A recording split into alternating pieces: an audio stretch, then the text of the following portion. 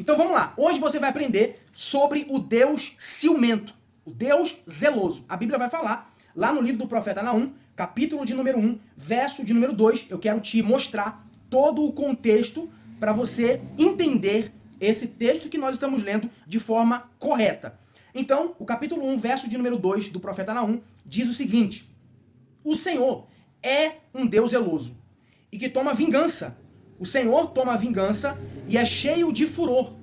O Senhor toma vingança contra os seus adversários e guarda a ira contra os seus inimigos. Ou seja, o texto revela que Deus tem alguns adversários.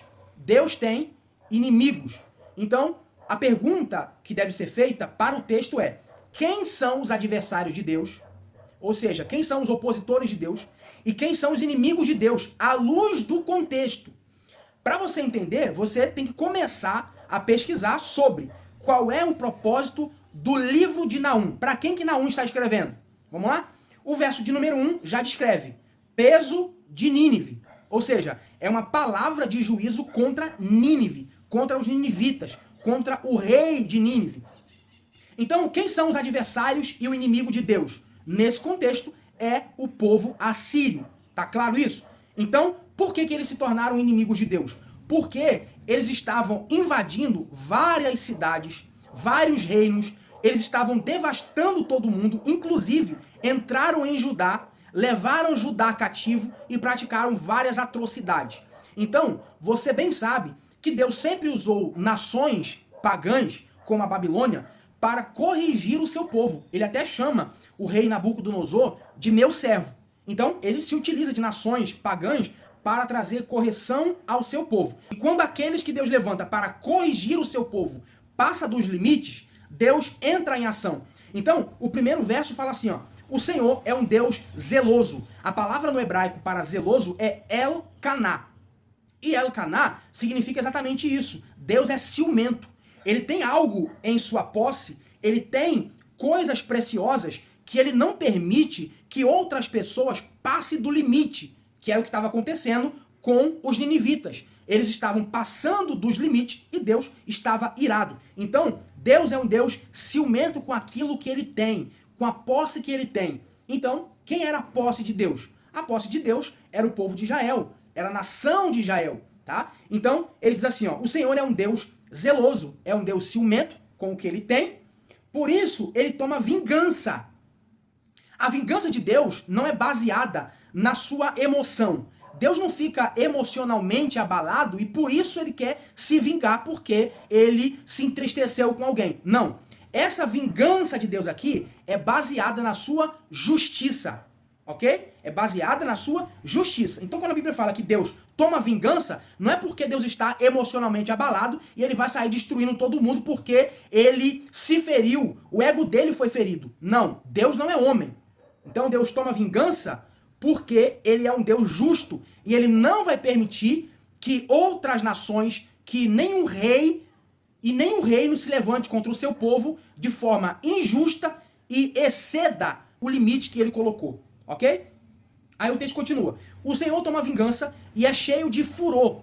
O Senhor toma vingança contra os seus adversários e guarda a ira contra os seus inimigos. O que revela esse texto? Esse texto revela que a paciência de Deus, ela tem um limite. O verso de número 3 diz assim: o Senhor é tardio em irar-se. O que significa isso? Deus, ele é paciente. E a paciência de Deus não significa que ele não pode agir. O texto vai deixar bem claro que ele não faz porque ele está dando tempo para a pessoa se arrepender. Deus está dando tempo para aqueles que estão recebendo a mensagem de alerta e de juízo possam voltar atrás. Então, Deus, ele está guardando a sua ira. Olha só o que o texto diz. Ele guarda a ira contra os inimigos. Então, nesse período de paciência, Deus vai acumulando, Deus vai juntando tudo aquilo que essas nações estão fazendo de mal, de ruim contra o seu povo, e ele vai dando tempo para que eles se arrependam. Nesse período que Deus deu e eles não se arrependeram, aí ele vai dizer assim, ó: mas grande em força. Ou seja, a paciência de Deus, ela chega no limite que agora Deus vai agir. Por quê? Deus não está agindo, não é porque ele não tem força. O texto diz, ele é grande em força. Deus não está fazendo, Deus não está punindo porque ele está te dando tempo para você se arrepender. Então é dentro desse contexto que o profeta Naum está dizendo: Deus é ciumento com o seu povo. O povo de Deus é propriedade dele. E vocês, ninivitas, e vocês, assírios, estão ultrapassando, extrapolando o limite que Deus estabeleceu. Por isso, a palavra de juízo, o verso de número 1 diz: peso de Nínive. Ou seja, é uma palavra de juízo contra essa cidade, porque a paciência de Deus chegou no limite. Então, tudo aquilo que Deus guardou, que a nação praticou de mal, Deus agora vai derramar sobre eles o seu juízo, o seu furor, a sua cólera, a sua ira. Por isso a Bíblia chama Deus de vingador. Não é porque ele é mau, é porque ele está exercendo a sua justiça. Deus sempre vai usar a sua misericórdia, a sua graça. Mas quando a nação rejeitar, Deus entra em ação com o seu juízo. Então, esse verso de número 2 fala basicamente isso. Deus tem um povo, ele tem ciúmes desse povo, ele tem zelo desse povo, e ele não vai permitir que outras nações extrapolem o limite estabelecido. Se a nação extrapolar, Deus vai entrar em ação, como está acontecendo aqui.